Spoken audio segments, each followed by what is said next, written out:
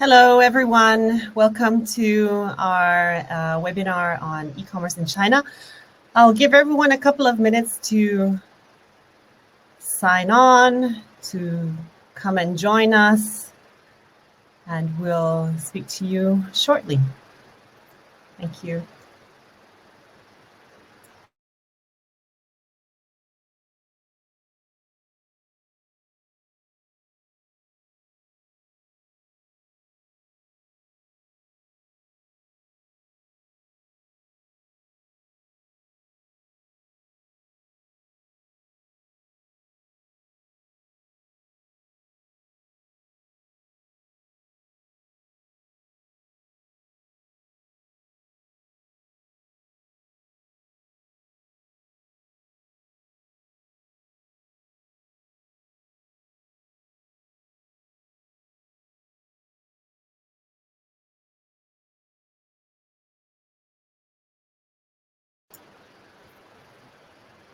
Hello, everyone. Just to let everyone else know who are just joining us, I'm giving a couple of minutes for everybody else to join, to log on before we start our webinar. We'll speak to you shortly. We'll give everyone another minute and a half, just to see everyone's connections are working perfectly, and we'll get going with the webinar in just a few minutes. Thank you.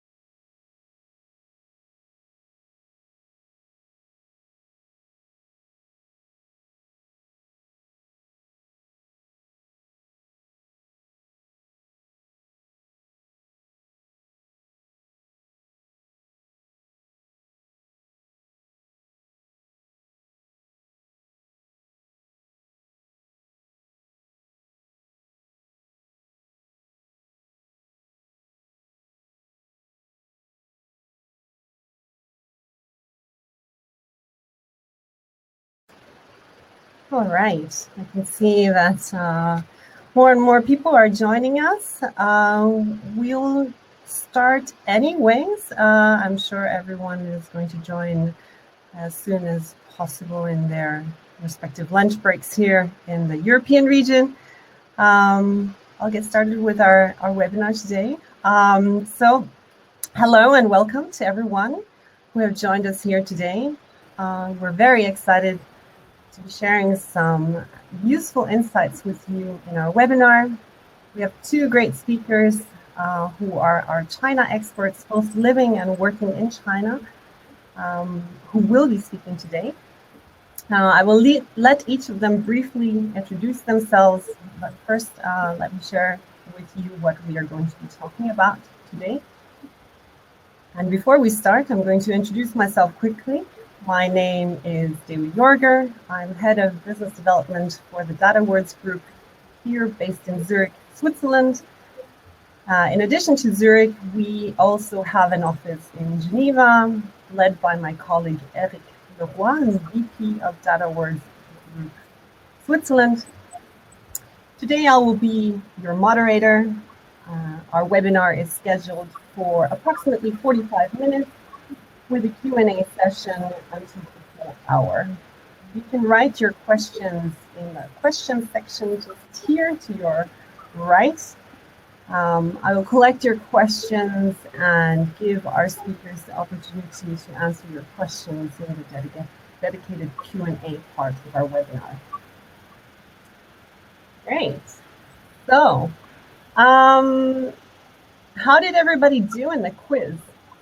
Did you do the quiz when you registered for our webinar?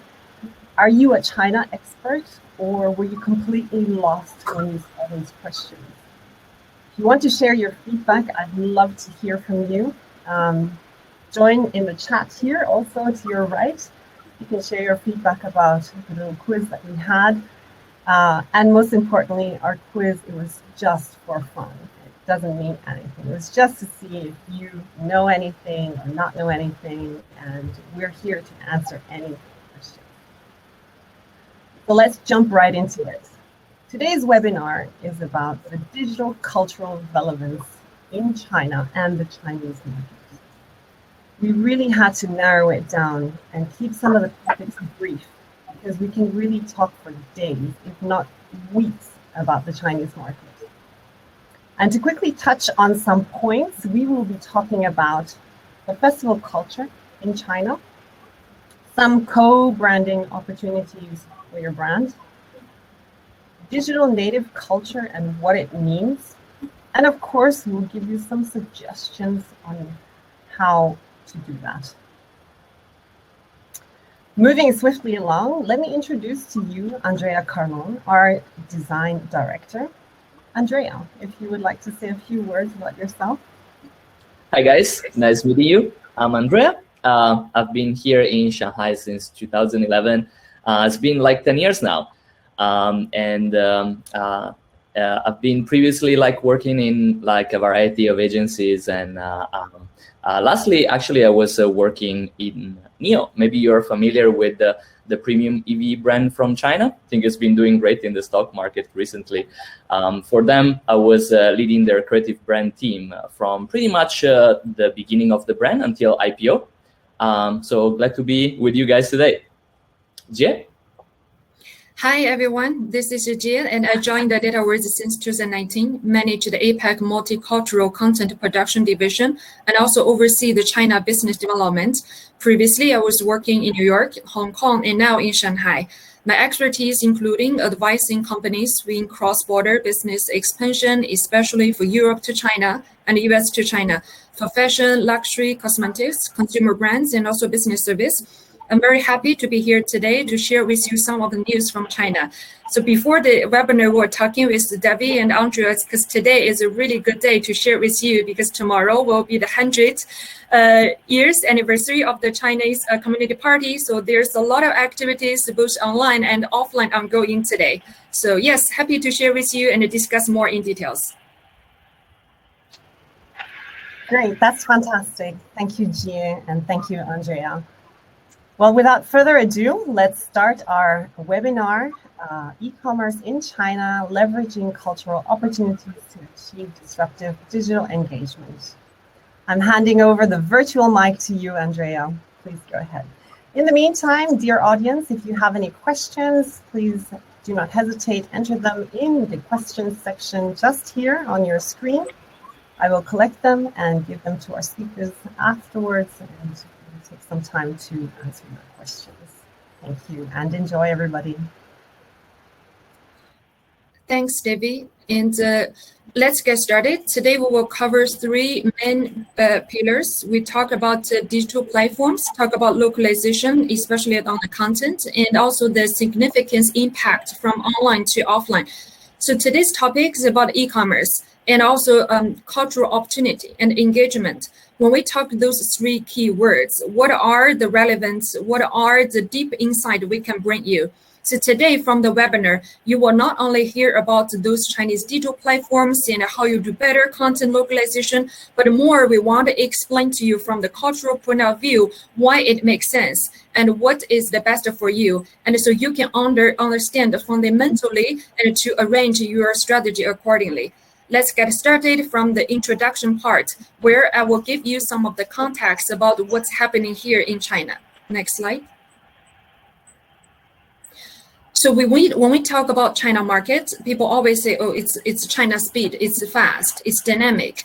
But I would use another word. It's a happening country. Everything is happening very fast, and also it's definitely will be happened. That what I mean is people not just talk. It's happening every day. It's super fast. And from what we can see, if you're in China 10 years ago, you probably will be easy to launch your product and the people will recognize your brand. But what we can notice is now the easy period has passed. New brands are not very easily to be welcomed by the consumer. Why? Because in the past decades, we can see Chinese consumer, they have same things. That's why your brand is not only to competing with other international brands, but also the Chinese brand, which are booming in the recent years.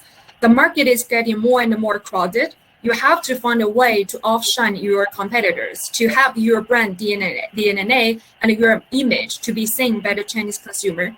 And also from past decades, what we can see is when WeChat just get started, when e-commerce just started, there's a lot of opportunities. And also the regulations are not that complicated. But now we can see with more an international business, cross-border business, the regulation, the policy is getting complicated and also completed, which is good for the business because you have the very detailed rule to play, to follow. And this is the right timing also for international brands to work to partner with the true local expert in order to attract, to engage your consumer in a deeper local way, local approach. So we can see from the chart on the side, it's not about to play on the different platforms. It's going to play within different ecosystems. In the beginning, you know Alibaba, you know Taobao. It's only one website. It's only one e-commerce. But not anymore. They're each big company. They're building the ecosystem, which including from advertising to e-commerce platforms, to payment, to delivery, to logistics, to everything, even music, entertainment, chatting, social media. That's why we are saying to understand better how you define your strategy in China, you have to work with the local expert in order to navigate your way within different ecosystems. Next slide, please. Now I turn to Andrea to further explain to you how we can leverage different opportunities to facilitate your localization in China in the different platforms. Fantastic. Thank you so much, Jie, for the introduction. So yeah, I think the first part of this presentation is really like about providing a little bit of an introduction about the Chinese digital platforms that Jie actually just like started introducing, right? We're gonna be looking at the main differences between like the China versus like the Western digital ecosystem, and then also look at the three main different of selling in China, from selling directly to marketplaces to, social commerce. I think it's in everybody's news like these days. And Jie will also provide some more cultural insights on the Chinese digital ecosystem. And then we'll also go on and provide some examples like for each of these platforms moving forward. So, okay, if you guys are all ready to go, then we'll move on to actually the first slide of like of this webinar today.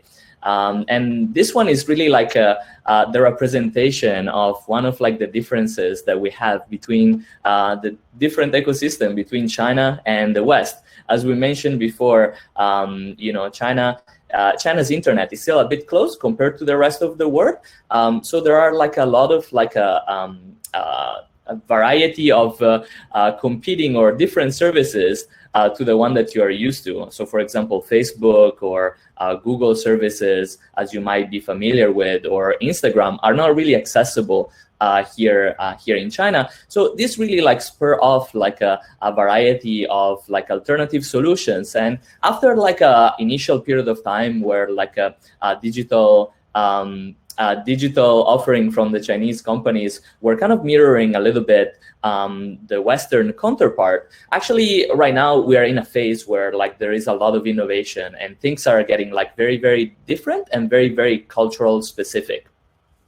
So today we're going to be looking a little bit more into the detail of the shopping part of that, right? So I think as Jim mentioned before, I think you guys might have heard about Tmall, right? Taobao, of course, before, and maybe even like Pinduoduo. It got like very popular in the stock market, I think, last year. But something that is also like important for us that we'll cover a little bit today is also, for example, the importance of JD, that is Jingdong.com, or like a little red book. And we'll also see how social network like TikTok, that in China is actually called Douyin, actually evolved into like a shopping platform as well. We'll also see how much like there are like differences between WeChat and Alipay, one from Tencent Group and the other one from Alibaba Group, a little bit like Jia just mentioned at the beginning of this webinar. So we wanted to introduce the three main e-commerce models that currently exist in China. You guys might be familiar with the selling directly, like on your apps, on your websites. That's very common. I think like pretty much everywhere in the world it's like very similar. Also, that's true in China. There might be some integration with local payment options like WeChat, WePay, or Alipay. But overall, the basics are still the same. Then the other very important market e-commerce model is the one of the marketplace. We introduced Tmall before, and Jingdong. Tmall is the cat, Tianmao, and Jingdong is the dog. So those are really like the two competing. They even choose like their mascot as competing figures for a purpose. One more on the WeChat, the Tencent ecosystem, the other one part of like the Alibaba group. But we also saw other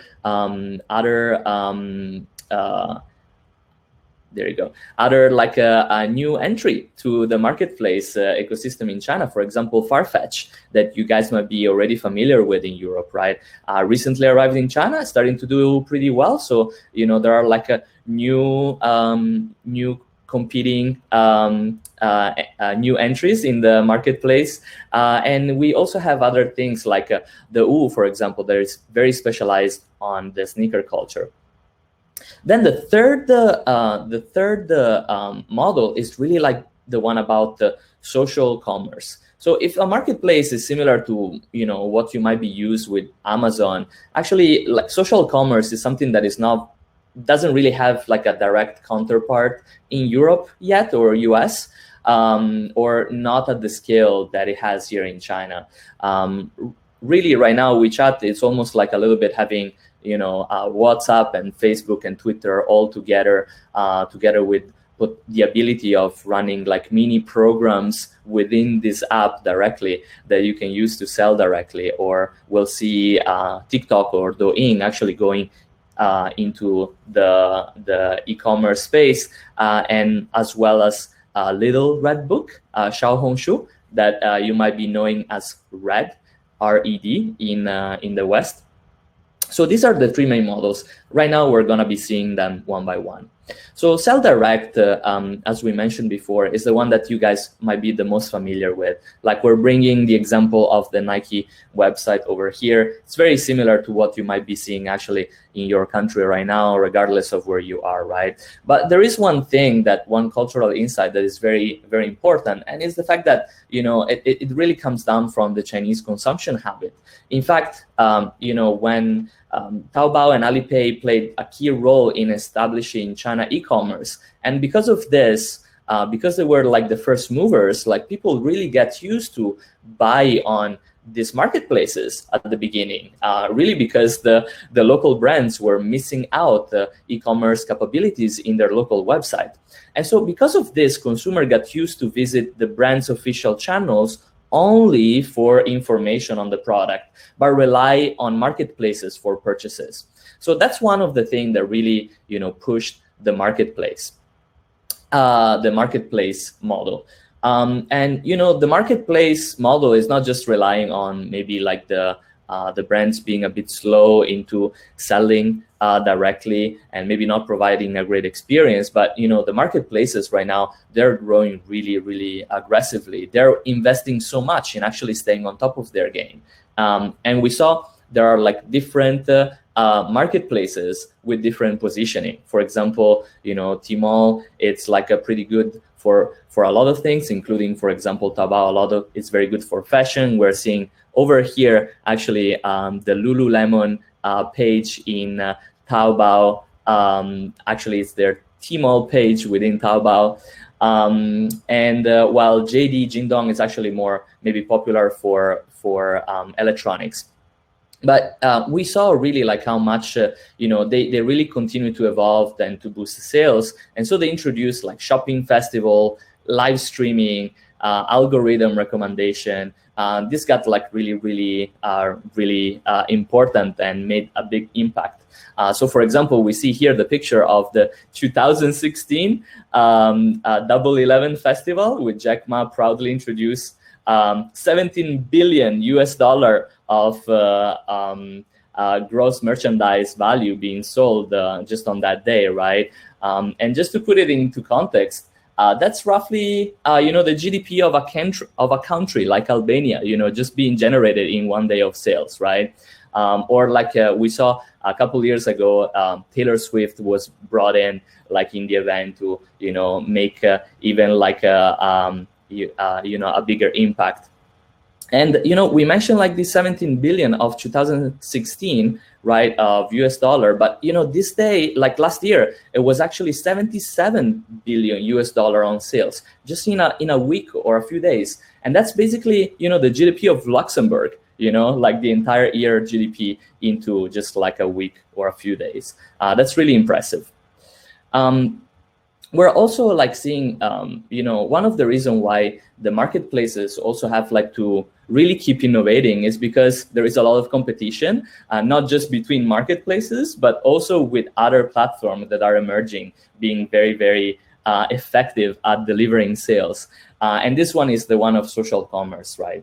So we've been talking WeChat, of course, like providing something like that, but actually something that I think it may be more interesting to showcase right now. It's actually how Douyin or TikTok is actually evolving from purely a social platform into like an e-commerce system, right? And what they're doing right now is basically, you know, they're taking advantage of the fact that they already have like a massive amount of traffic.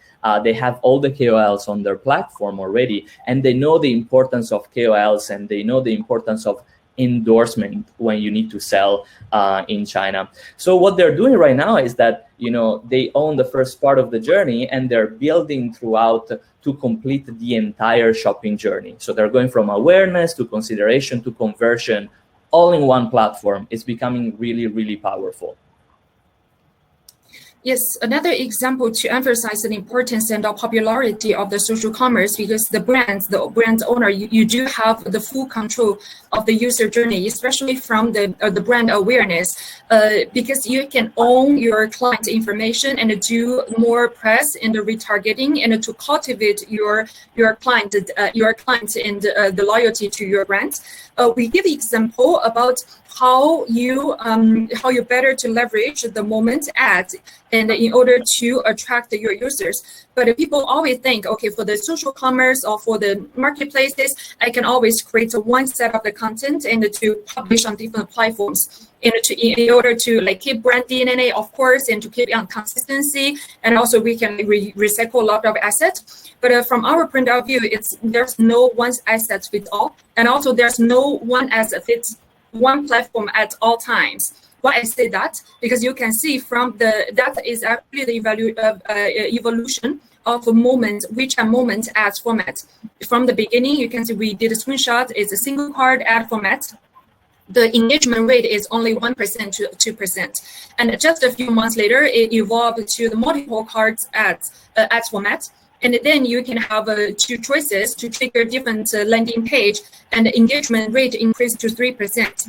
And just a few months later, you can have the full view, the VR view, and then you move to the more engaging way about you can actually draw on the ads and to trigger the engagement. From there, the engagement rate up to 4%. Until at this moment, the engagement rate can be 8% because of the celebrity. So now you can actually have a true engagement with your favorite celebrity, which is the brand ambassador within WeChat ads. And also you can see the comments from the brands and also the comments from the celebrity. On the left, we show one quick example about how creative also utilized the impact of the celebrity for Tiffany ads. You can see also down here, there's a lot of likes. So who are they? So they are your friends. When you see your friends likes the ads, you definitely wanted to check out what it is. So that's why we want to say in the social commerce, it's not only for you to understand how to operate, but also important for you to understand how you drive your user to complete the full journey from brand awareness until complete the purchase in one platform. Next slide, please. Okay, so we turn to Debbie after we finish the first part. Yes, thank you. So Gia and Andrea have just been talking about social engagement and more interaction with the audience. We've prepared a small poll for you guys, just so you can get a taste of what direct interaction with the audience is all about. I'll quickly post the poll, and I'll give you the opportunity to answer the poll. And give you about 30 seconds to about a minute time to answer the poll. And where do we see the poll, actually? Maybe it's good to give people yes, the poll just here to your right. You should see the option in between your chat questions and polls.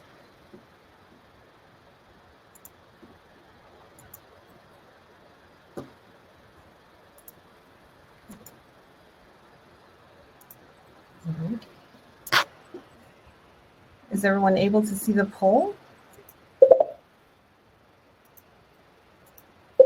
No, here we go. All right, apologies about that, technical difficulties.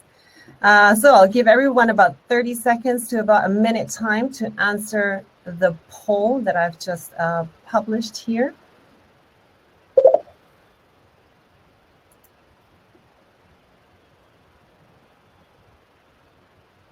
I've noticed that doing webinars, 30 seconds is a long time. So counting quietly in my head.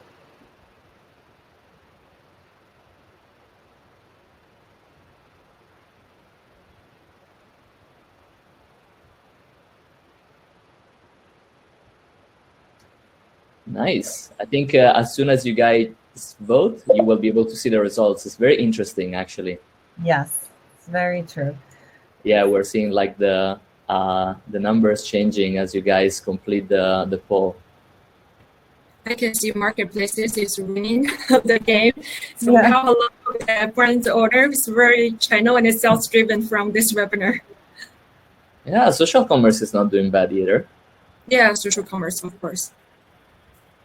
Yeah, marketplaces is definitely, I would say, is more sales driven, like a channel driven. But social commerce, you can do also branding from your brand awareness until to have the sales driven. It's more complete circle and the place to fully develop the brand awareness in the presence.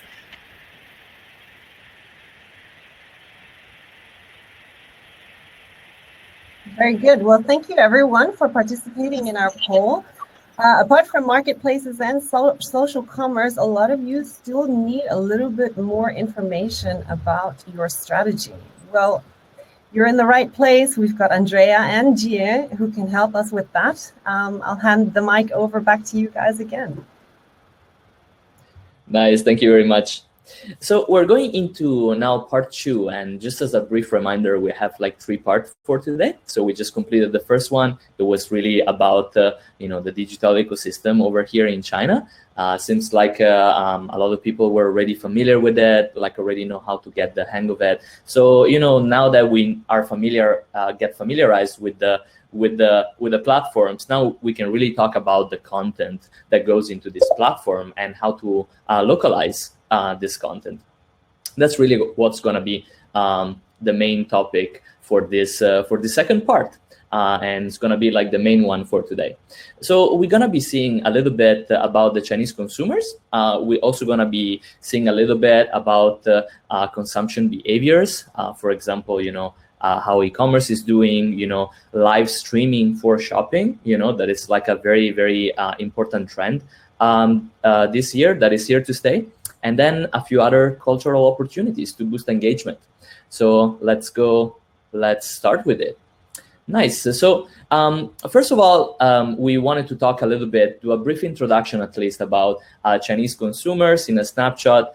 You will never be able to simplify, how 1.4 billion people actually behave. So this is like an oversimplification, right? So take it as that, but it's good to provide just like some broad strokes of of the main consumer groups that you guys are working might want to engage with. The first one really is the millennials. Those are the people that are right now like 25 to 40 years old, right? I think maybe a lot of you guys are currently, they might already be like your main customers right now, right? And those are like maybe you already get to know them. They trust big brands. They're more experience driven. They're family driven here in China quite a bit, right? The kids are very important.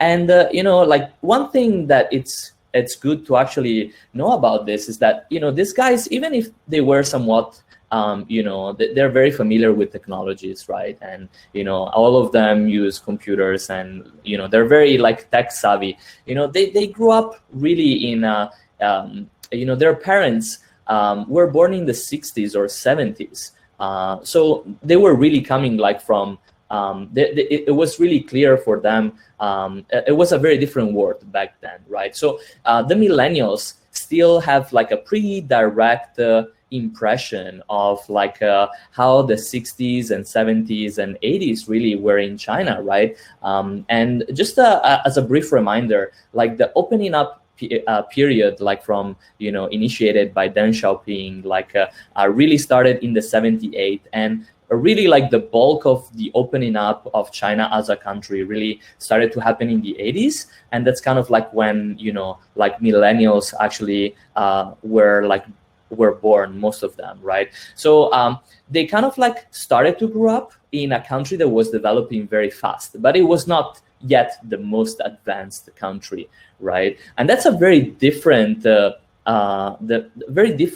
point of view that Generation Z actually have, because those guys are actually the ones that were born after the 2000, right? So they're like in their 20s right now.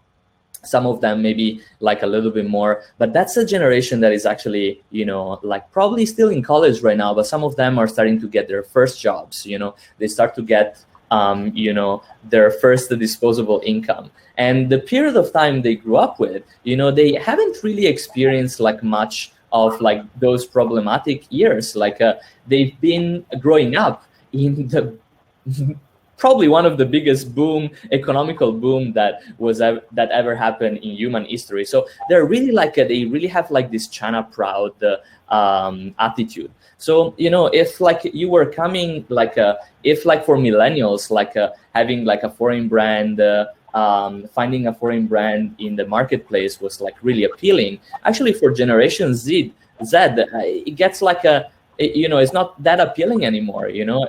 You cannot just flash out like your foreign brand and make sure that people will actually appreciate that. Actually, generations that like appreciate things that are done for China, maybe done by Chinese brand, and they really want to boost they really want to push that. They're also more interest driven, and one good thing I guess for every brand is that they really tend to outspend their budget.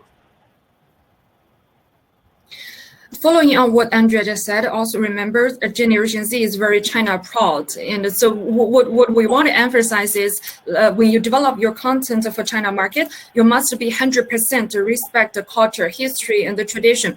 So when we always talk about this, but actually in the real life, we always see some of the bad examples, like the brands create some of the content and they think this definitely will be appealing for Chinese consumers, but actually it goes south and people consider the content is rather negative. So we would suggest that do have the local person to evaluate the effectiveness and then positivity of the content before you share, especially for Generation Z.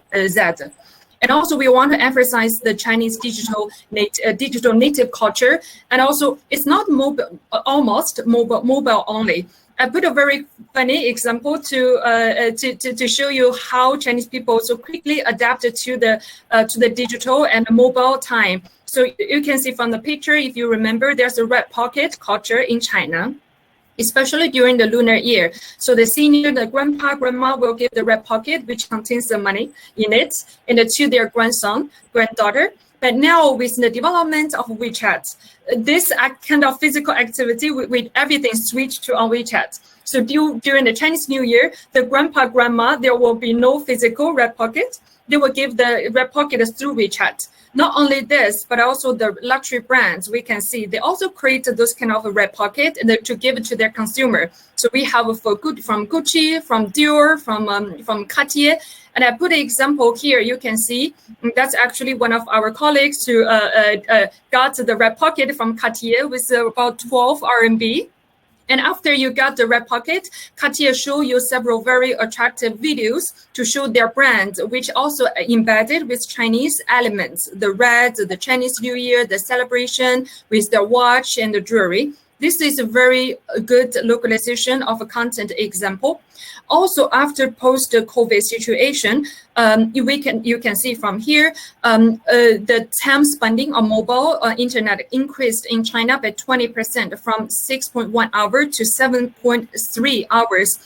In the post-COVID time. So we can see the whole society after COVID is highly digitalized. And when you think about your strategy in China, definitely mobile and digital would be your priority. Next slide. Nice. So I think you guys heard about RMB, yuan, Kwai. I think that's all like words for the local currency over here in China, right? I think we maybe haven't introduced to some of you. So I think we also try to put like the numbers in US dollar. I think like that's kind of like common for to communicate that for most people. So in that case, like I think those 12 RMB would be like $2, not that much, Cartier. All right. So going to the consumption behavior, I think one of the things that it's really connected to the previous slide that Jie was just mentioned about. It's really like about how e-commerce is growing so crazily here in China, right? So it was doing pretty well before. Now it's like off the roof. I think this year e-commerce in China is gonna be reaching 50% of all retail sales. Means that half of what everybody in China on average buys is gonna be bought online. I think that's pretty impressive.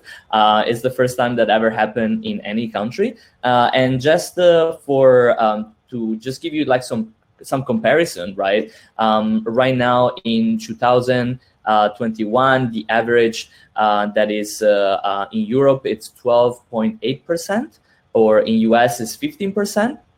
So we can see it's very, very small compared to China, and it's also still not big, even though we had this very big boost from COVID, right? A lot of that still happened. A lot of like those e-commerce sales, it's not very at the China level yet. Even like the second most e-commerce friendly country in the world right now, it's South Korea, and that barely reaches the 30%. So we really see e-commerce, it's just like it's half of everything, and it's very soon gonna be reaching like even like more at 60%.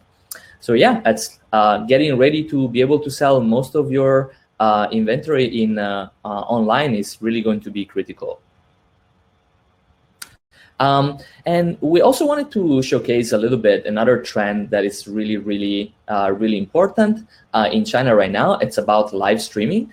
I think you might have heard, of course, of live streaming in Europe, in US, in the internet, maybe on YouTube, in a variety of places, right? It's mostly for entertainment. But over here in China, live streams are mostly used for e-commerce. They're embedded within the e-commerce platforms. We talked about having it on Tmall, on Taobao. Douyin is doing the same, right? TikTok is doing the same. And it's growing really wildly. So, last year, that was almost a trillion yuan. That it's roughly 150 billion US dollar, just to give you some comparison. So this is only sales through live stream e-commerce. So it's really a big trend that I think you probably don't want to miss out. We have some other numbers, for example, last year there were 200 million e-commerce live stream being performed, and there were over 50 billion views as a result. So this means that, we almost have every Chinese person watching at least one live stream e-commerce every week. We also have a few more cultural opportunities, right? And another one of this one is Chinese festivals. We already discussed about Double 11. It was originally known on Singles Day. Now it's known as Double 11, 11/11, right? And so that doesn't probably need any introduction right now, but that's still the main shopping festival. And then we have a 618 that used to be JD's birthday. JD is Jingdong, the second biggest platform for e-commerce over here in China. And right now, even though Double 11 was from Tmall and 618 was from JD, and they're competing right now, both of them are doing both. Pretty much everybody is doing everything at this stage. But then there are also a few other themed festival. For example, I think for a lot of brands that might be watching us today, some of that a lot of it might be very important. And we have, of course, Valentine's Day celebrated here, and as well as Women's Day, that locally here is known as Goddess Festival. But we also have the very local 520 that would be Wu Erlin. That sounds like Wo Ai Ni. That basically means I love you in Chinese. So that's now considered the love festival. A lot of brands are doing a lot for 520. And we also have a 7/7 that would be Qixi Festival, known also as the Chinese Valentine's Day. But it's not on the 7th of July. It's actually, it varies because it's on the 7th month and the 7th day of the lunar calendar. So that really changes a little bit, Chinese New Year changes every year. And finally, we also have festival to boost tourism. Labor's Day actually over here is not Labor Day, but it's a Labor Week. It's 5 days holiday, so a lot of people travel. And then we have the National Day of the People's Republic of China, that it's actually the entire first week of October. So that's also another very big, important traveling moment for local people. And right now that the borders are mostly closed and it's really hard to travel, a lot of those people that were traveling abroad, maybe Europe or US, to purchase their luxury good in Europe directly, now they can't. So they're doing all of that in China right now. And that's why most of the brands, luxury brand here, saw a lot of sales booming in the local market. Okay, so can you stay on that festival, please, Andrea? Oh, totally. Yes. Yeah, so I wanted just to add also 2 points. We wanted to show you some of the festival opportunities here. Of course, you can Google the list of all the festivals in China. But the importance here is Double 11 is already crowded. So when you talk about it, okay, I want to do promotion of my brand in China. I want to join a single day, but single day is already very noisy with so many promotions, and users have trouble to navigate their way to find the best and the suitable price of the product. So here we wanted to show you there's other opportunities for you to catch based on your brand DNA, based on what product you sell, and to find a unique position and occasion in order to maximizing the effect of your campaign. If you're, for example, a hospitality-related the brand, you definitely wanted to not, for example, join maybe spend tens of money on to get some just a piece of word in the Double 11. Maybe you can try to use the money to invest it in the like the Golden Week. So you can attract more customers during the travel peak season. So here we wanted to share with you to explain the cultural point of view that Chinese people definitely wanted to spend willing to as well spend money and purchases things during their festivals on consumer goods, on experiences, and on the dining experience. So that's all matters, and also for you to consider not to join the crowded event, but to try to catch opportunity, the unique occasion to leverage your brand. Andrea, your turn. Yes. Thank you, Jay.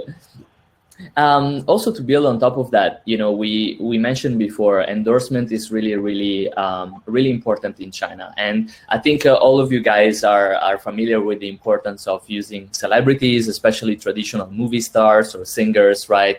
I think those are very effective, right? And but then later on in China, also like the KOLs like developed like their usefulness as endorser, right? So I think most of you guys right now must be familiar with KOLs as well. Those are really like key opinion leaders. So they're domain expert, they're authentic, they don't care too much about what other people think about them, right? So brands, for example, like Mr. 40K over here is like a big racing fan. If you're like a car brand, like he's the guy to go. If he likes you, then a lot of people will believe you're a good car. But we mentioned like there are like other ways of doing receiving endorsement. For example, like Wanhongs would be some of those. Those are like social media celebrities. They're the one that rely on viral content, and probably that's kind of like the guys that usually you're familiar with on Instagram. And then there is another like category that is very important in China, and those are called like key opinion customers. And some of this is actually we can see it, for example, we can bring the example of Neo, right? So Neo actually built its own app with its own social network within the app, and what that creates is that you have like a KOLs within your own community. Basically, you have like personalities that emerge from this group and these platforms that are brand led, right? So this might not be people that are famous in the broader world, but they have a lot of like influence over like specific group of people. So key opinion customers are very important. But also, yes. I think, Jay. Sorry, continue. No, I was about to say that Jay probably want to say about something about the Wanhong, right? Yes. I want to emphasize in this content is like everybody must have seen in China, you have to work with celebrities, you have to work with KOL and a KOC. But maybe this is the first time they're saying we separate out Wanhong, because we really think Wanhong does not really fit into either KOL or KOC. Because Wanhong is, you can consider like self-made social media celebrities.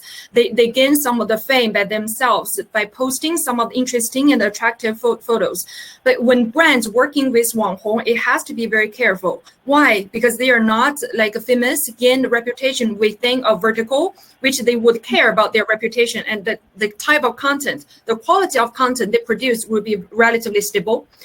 Also for the KOC, like Andrea just mentioned, they are kind of KOL within the community. So they are your loyal customer, I would say. They can be the representative, speak for your brands. But as a Wanhong, they are independent. They are free person. So the content produced by them will be different. So when you wanted to work with Wanhong, you have to consider if it's risky to choose this Wanhong, like how long you would put this type of profile into their communication agenda, just in case maybe later this Wanhong will change the position of her or himself, which will impact the brand image of your own. So what we would suggest to definitely work with a professional, local expert to help you choose the Wanhong that can really speak for your brand. Right. And then there is a category by itself that it's the one of the KOS, the key opinion sellers. I think probably you guys must have heard by now about Austin Lee, or Li Jiaxi, as it called, that's his Chinese name. And key opinion seller really rely on like the importance of the e-commerce platforms in China, and the importance and the growing popularity of live streaming shopping. So these are really like the live streamers of the e-commerce platform. They're really like literally drum the gongs, like to sell online. So Austin Lee, like in case you're not familiar with it, with him, like is known as the lipstick king over here in China. It's like really popular, really good. Especially is specialized on cosmetics, especially. But that's not the only thing that he sells. And just to give you like a sense of scale, right?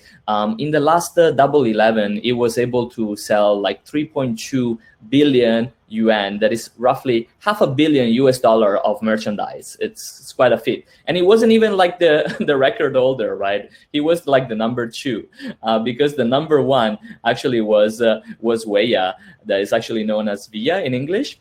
And she's actually the one that holds the record. And, live streaming is so popular. So it's actually so effective right now that she was able to sell a rocket launch for $5.6 million.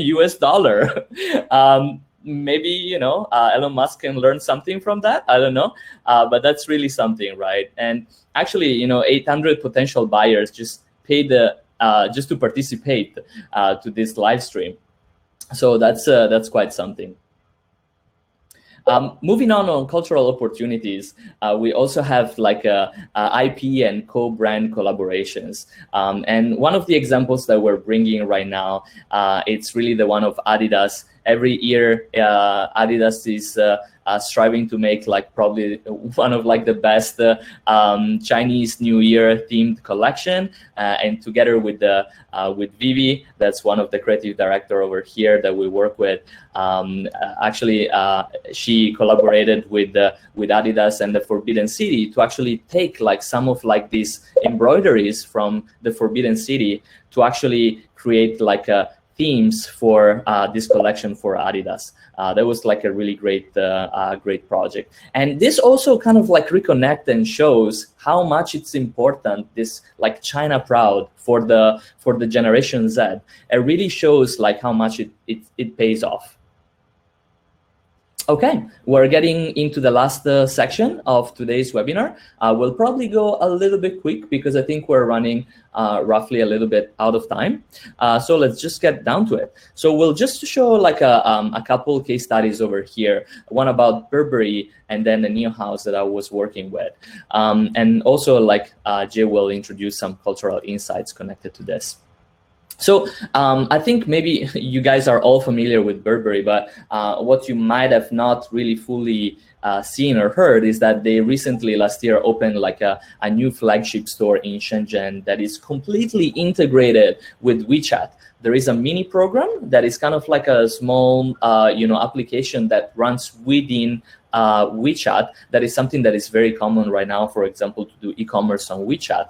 And they basically built like an entire parallel store where you have like your own avatar when you register, and then with this mini program you can actually scan the items online. You can see additional content. You can actually share your pictures. You can share within that mini program to accumulate points, and you can redeem those points, for example, to dress up your avatar. Right now we see like this very cute deer on the left side, but actually it also gives you access to very specific and unique perks. Like, for example, on the right side, you can see you can have access to like exclusive dressing rooms. So you can have like this very exclusive dressing rooms. Only if you accumulate enough points with their mini program, you can actually have access to. And I think you guys might know how cool it is, like, to just like take a picture in a very exclusive location. I think Jay will mention something about that in the last slide later on. But even like even in the automotive world, when I was working at NIO, that's something that we were leveraging quite a bit. So, for example, if you ever heard about NIO has these NIO houses, and those are like user-only clubs. So yes, they do have like a showroom at the very bottom, like where you can see the car. But usually, like the second floor, it's a user-only club where you can, use it as a co-working space. You can organize event. You can bring your kids because there is like a kindergarten. So this really showcase, how much you can create an environment to build your KOC and give them like a space where to thrive. Yeah. Yes.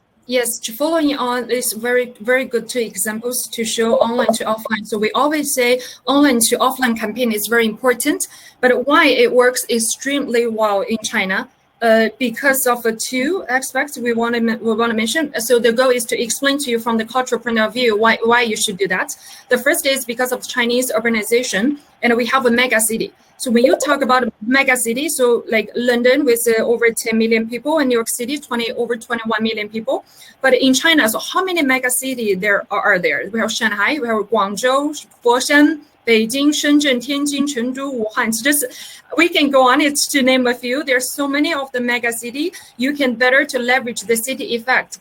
Think about those population and what are they hang out and what they do, what kind of experiences they are looking for during their spare time. So they wanted to go to like a city center to engage with those online to offline events. And also Chinese people like to share their experience on the social media, like a Daka means in check-in culture. And we also, based on the city effect, the mega city, we have the latest data just last month being published by the Chinese government. From the 7th national census, we know the population is further concentrated in the economically developed regions. The population of those urban area increased by 14% compared to 10 years ago. And also this trend has been continued. So you will see more and more mega city coming in the next few years. And the people are looking for those kind of online and offline events in their spare time. Also on the other side, you can see I did a screenshot about the Little Red Book. This is one of the unique culture people like to do in China. We like to Daka. Because of the Wang Hong economy. As you remember, we just introduced what is the KOL, what is the KOC, and the Wang Hong. So because of they can gain like advertising fee and they can gain like a gain frame on the social media so easily. So now in a Generation Z and also young people, some of the millennials, they like to go to those kind of famous like museum. They like to engage with maybe Gucci offline, online events, exhibitions, Cartier exhibitions. They take nice photos and post on their social media. In order to gain attractiveness and gain attention from other users. Because of this, those brands online to offline event works extremely well, and it can actually reach out to way more people, definitely not limited to the audience who attends the event. So we wanted to explain to you the cultural related reason why you wanted to do it and how effectiveness you will gain from those events. Next slide. Okay, I think that's pretty much covered by our webinar today. It's already a lot of content and we're running out of time. And Debbie, I turn the floor to you. Great, thank you very much, Jie and Andrea. That was a lot of useful and insightful information, I think for everyone as well. We've received a couple of questions, quite a few actually. I'm going to narrow it down just because of our time limitation for today. One of the questions that we received is, what is one of the most popular, most useful channels to start off or to engage in the Chinese market? Maybe Gia, you can answer this one. Yes. So one main channels. If I can see WeChat, but that's not a very good answer because it really depends on what they'll sell. And also what we can see previously is when brand wanted to go to China, they think, okay, first step, main platform I want to be on is to do SEO on Baidu. But we wanted to advise all the companies, Baidu is not the equivalent of Google. So the effectiveness you do SEO on Baidu will not reach to the similar level as you do SEO on Google. So what we advise is you have to really define your strategy based on what type of service, what type of product you sell. Chinese people now, we do search by, for example, we search tourism related on Ctrip. We search deep analysis, read articles, blog on WeChat. We search cosmetics and experience like exhibitions in the fashion brands and the skincare related on Little Bear Book.